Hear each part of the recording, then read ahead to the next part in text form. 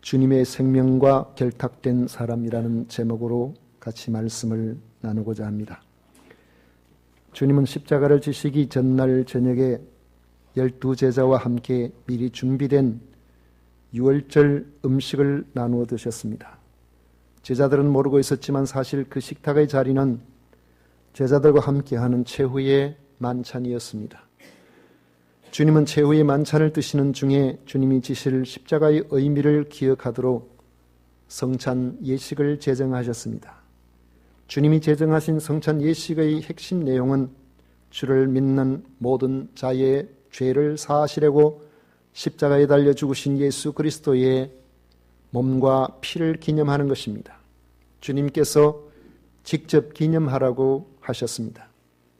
고린도전서 11장 23절 이하에 보면 내가 너희에게 전한 것은 주께 받은 것이니 곧 주 예수께서 잡히시던 밤에 떡을 가지사 축사하시고 떼어 이루시되 이것은 너희를 위하는 내 몸이니 이것을 행하여 나를 기념하라 하시고 식후에 또한 그와 같이 잔을 가지시고 이루시되 이 잔은 내 피로 세운 새 언약이니 이것을 행하여 마실 때마다 나를 기념하라 하셨다고 말씀하고 있습니다. 그래서 예수님을 그리스도로 믿는 사람들은 초대교회로부터 지금까지 성찬식에 적극 참여하였습니다. 그런데 초대교회의 역사를 보면 기독교인들은 당시에 이상한 소문에 시달려야 했습니다. 당시 기독교인들을 고소한 내용들을 간결하게 진술한 것을 보면 주로 세 가지가 있는데, 첫째로는 기독교인들은 무신론자다라고 했습니다. 무신론자라고 비난하는 것은 기독교인들이 자기들이 섬기는 이방 신들을 숭배하지 않았기 때문에 그렇게 무신론자라고 비난을 한 것입니다. 그 다음에는 인육요리를 가지고 잔치를 베푸는 사람들이다. 식인풍습이 있다. 또 한 가지는 근친상간을 하는 사람들이다. 이렇게 비난을 했습니다. 이것은 주로 그리스도인들이 사용하는 용어에 대한 오해에서 나온 것인데, 당시 널리 알려져 있던 그리스도인이 되기 위한 이야기라는 기독교인들을 비난하는 그러한 내용이 담긴 글이 있습니다. 거기 보면 이런 글이 있죠. 부주의한 자들은 속아 넘어갈 음식으로 뒤덮은 유아가 그들의 의식 절차로 더럽혀질 사람 앞에 놓이는데 이 유아는 암울하고 깊숙한 상처들로 그 음식의 겉에 해롭지 않은 가격을 하는 것처럼 어린 생도들을 재촉해 도살당한다. 무슨 뜻이냐? 다 이해하시는 분도 계시겠지만은 그들 모이면은 음식을 차려놓고 그 아이의 어린 아이를 집어넣고 그 위에 또 다른 걸 덮어놓고는 거기에 아직까지 철이 제대로 없는 아이들에게 때려서 죽이도록 그렇게 재촉을 한다는 거예요. 목이 타는 듯이 소름이 끼치도다. 그들은 그 피를 핥는다. 그들은 식욕 왕성하게 그 사지를 뜯는다. 종교적인 날이면 그들은 자식들과 여형제들과 모친들과 모든 남녀와 모든 연령이 축제에 모인다. 축제를 어느 정도 즐긴 후 교제가 무르익어가고 근친상간을 하고 싶은 정욕이 술을 들이키며 달아오르면 상들리에 매달아 놓은 개에게 썩은 고기를 그것이 닿지 못하는 높이의 줄에 달아 던져서 약을 올린다. 그리고는 부끄러움을 모르는 암흑 속에서 자각의 불을 꺼버리고 혐오스러운 정욕은 그들을 불확실한 운명 속으로 이끈다 했습니다. 이처럼 성찬식에 몸을 먹는 것, 피를 마시는 것, 거기에 대한 이야기를 나름대로 마치 이상하게 정말로 사람을 잡아서 어린 아이를 잡아서 그 사지를 찍어 먹고 피를 핥는 것처럼 그렇게 이야기를 합니다. 그리스도인들이 서로 사랑하라 하는 이런 사랑의 교제의 말을 많이 하고 형제들 혹은 자매라는 이런 말을 하는 것을 듣고서 그들은 그 모임 속에서 서로 형제들 자매들끼리 이와 같이 근친상간을 하는 것처럼 그렇게 소설로 사람들에게 지어서 이야기하면서 기독교인들을 혐오한 것입니다. 비시디아한 총독이었던 플린이라는 사람은 1세기 초에 트라나이우스 황제와 아주 가까운 사이에 있었는데 자주 황제에게 편지를 보냈습니다. 지금까지 남아있는 그 편지의 내용에도 보면은 여러 편지들이 있지만은 장문의 편지가 있는데 그것을 다 읽어드릴 수는 없고 그 내용 속에 나오는 것을 보면 여집사 두 사람을 잡아다가 고문을 해봤는데 아무리 고문을 해도 그들을 죄로 뭔가 책을 잡을 만한 내용들이 나오지 않고 스파이를 안에 넣어서 계속해서 그 속에서 어떤 일이 벌어지는지를 살펴보아도 떠도는 것처럼 그렇게 혐오스러운 일들을 전혀 발견할 수가 없었다고 황제에게 보고하고 있습니다. 그러면서 오히려 기독교인들은 아침에 모여서 우리는 죄를 짓지 않습니다. 국가에서 우리에게 부여한 의무를 다합니다. 도덕질을 하지 않습니다. 남의 것을 훔치지 않습니다. 서로 맹세하고 흩어지는 그런 사람들이라는 것을 보고하고 있습니다. 우리는 예수 그리스도를 믿는 그런 성도들이 세상의 비아냥과 오해 속에서도 한결같이 이 성찬 예식에 참여하기를 최선을 다했습니다. 왜 그랬을까요? 여기에는 중요한 의미가 있고 예수님께서 자신의 살과 피를 기념하라고 말씀하셨기 때문입니다. 유대인의 명절 중 가장 중요한 절기는 무교절입니다. 유대인들이 무교절을 지키게 된 근거는 그들의 조상들이 애굽에서 종살이를 하다가 하나님이 자신들을 건져주신 그 사실을 잊지 말도록 하라는 말씀에 있습니다. 보리 추수가 시작되는 봄의 첫 달 10일에 가족의 규모에 따라서 흠없고 1년 된 수컷 어린 양을 택해 놓습니다. 그리고 그 달 14일 해질녘에 양을 잡아서 그 피는 집 문설주와 그 문설주 위에 받쳐져 있는 임방에 바르고 고기는 효소를 전혀 넣지 않아서 딱딱하게 굳어있는 무교병과 그리고 순나물과 함께 먹도록 되어 있었습니다. 바로 양을 잡는 그날을 우리는 유월절이라고 하고 그 다음 날 15일부터 7일간을 무교절이라고 합니다. 그러나 예수님 당시에는 유월절을 지키기 위해서 누구나 양을 잡은 것은 아니었습니다. 오히려 유월절의 정신을 기리는 데 초점을 맞추었습니다. 바로 이 유월절 저녁에 예수님은 다음 날 십자가를 지실 것을 아시고 제자들과 함께 마지막 유월절을 지키시게 된 것입니다. 18절을 보면 주님은 먼저 제자들에게 유월절을 준비하게 하셨습니다. 이르시되 성한 아무에게 가서 이르되 선생님 말씀이 내 때가 가까웠으니 내 제자들과 함께 유월절을 내 집에서 지키겠다 하시더라 하라 했습니다.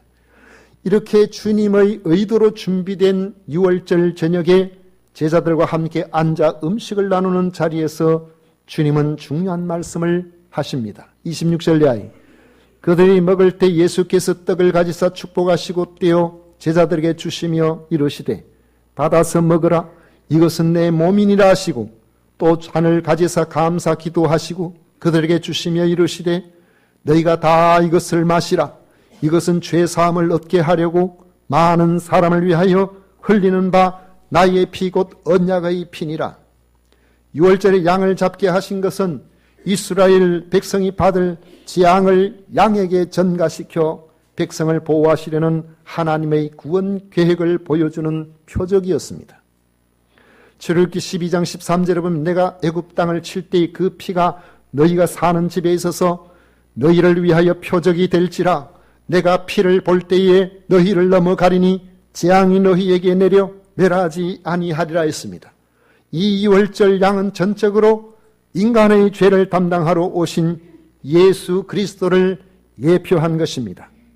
하나님의 말씀에 순종하여 유월절 양을 잡아 피를 뿌릴 때에 매례지지 아니하는 것처럼 우리의 죄사함을 위하여 예수께서 십자가에서 유월절 양같이 친히 살짓고 피 흘려 주심으로 우리의 죄를 사하시겠다는 말씀입니다. 그러므로 주님은 제자들에게 떡을 나누고 잔을 나누면서 주님의 십자가 사건을 기념하여 계속해서 믿음으로 받아 구원을 얻게 하라고 말씀하고 있는 것입니다. 그런데 성찬식에는 아무나 참여하지 않습니다. 오직 예수님의 십자가 사건의 의미를 믿는 사람만이 참여합니다. 출애굽 당시에 애굽에 많은 사람들이 살고 있었지만 유월절 어린 양을 잡은 사람은 하나님의 말씀을 믿음으로 받아들인 이스라엘 백성뿐이었습니다. 이스라엘 백성이어서 구원을 받은 것이 아니라 하나님의 말씀을 믿고 그 말씀대로 양을 잡아 피를 뿌린 그 집만이 구원을 얻은 것입니다. 오늘 우리들이 교회 안에 들어와 있기 때문에 구원을 받는 것이 아니고 예수 그리스도께서 나를 위해서 십자가에서 내 죄 대신하여 죽어주신 것을 믿는 그 믿음으로 여러분들이 구원을 받는 것과 같은 이치인 겁니다. 그래서 예수님의 십자가 사건과 그 십자가의 의미를 믿는 믿음이 그토록 중요한 겁니다. 그런 점에서 십자가는 사도들이 전한 복음의 핵심이었습니다. 고린도전서 1장 18절에 보면 십자가의 도가 멸망하는 자들에게는 미련한 것이요 구원을 받는 우리에게는 하나님의 능력이라고 했습니다. 주님의 살과 피를 기념하라는 말씀은 바로 대속의 죽음을 믿음으로 받아들이고 유지하라는 말씀입니다. 우리는 주님의 십자가 죽음이 아니면 죄사함을 받을 수가 없는 죄인이기 때문에 그렇습니다. 그런데 오늘날 이 성찬의 의미를 망각하는 현상이 강하게 나타나고 있습니다. 성찬의 의미를 망각한다는 말은 내가 죄인이라는 사실을 인정하지 않겠다는 것입니다. 십자가 없이도 구원받을 수 있겠다는 그런 달콤한 속삭임입니다. 하나님은 너무나 사랑이 많으시기 때문에 어떤 사람이라도 심판하실 리가 없다고 말합니다.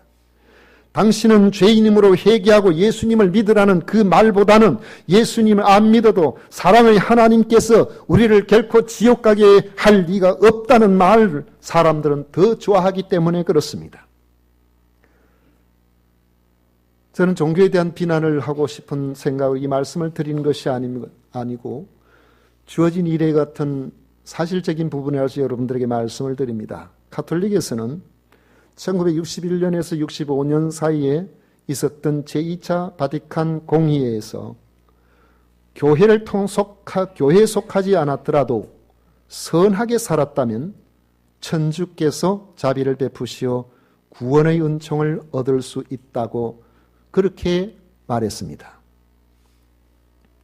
교황 요한 바오로 2세는 그리스도를 구세주로 인정하지 않는 타 종교인들도 구원을 받을 수 있다고 1998년 9월 9일에 말한 바가 있습니다. 많은 사람들이 존경하는 테레사 수녀는 산 정상에 오를 때에 동쪽에서 오를 수도 있고 서쪽에서 오를 수도 있듯이 어느 종교를 믿어도 구원을 받을 수 있다고 말합니다. 그러나 우리가 믿는 유일한 신앙의 근거인 성경은 전혀 그렇게 말하고 있지 않습니다. 사도행전 4장 12절은 다른 이로서는 구원을 받을 수 없나니 천하 사람 중에 구원을 받을 만한 다른 이름을 우리에게 주신 일이 없음이라. 성경은 그렇게 말하고 있습니다. 선한 일에 최선을 다한 사람을 우리는 존경합니다마는 우리는 그분들의 사상까지 받아들일 수는 없습니다. 성경이 그렇게 말하고 있지 않다면 우리는 그한 분들이 참으로 그리스도인인지 그리스도의 교훈을 따르는 사람인지 우리는 알 수가 없는 것입니다.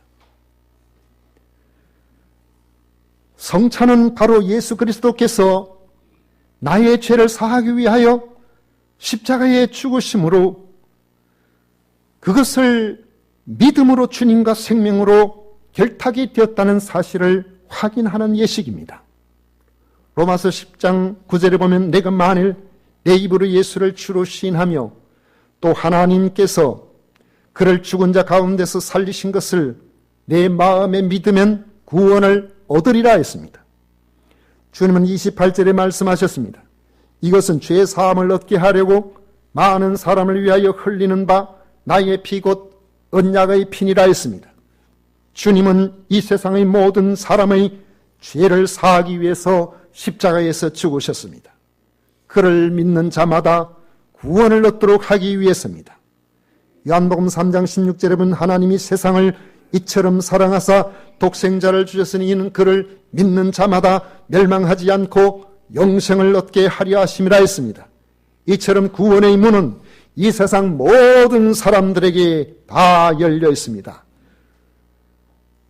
그렇지만은 구원은 모든 사람들이 다 받는 것이 아니고 자신이 죄인임을 인정하고 주님의 십자가를 믿음으로 받아들이는 사람에게만 주어집니다.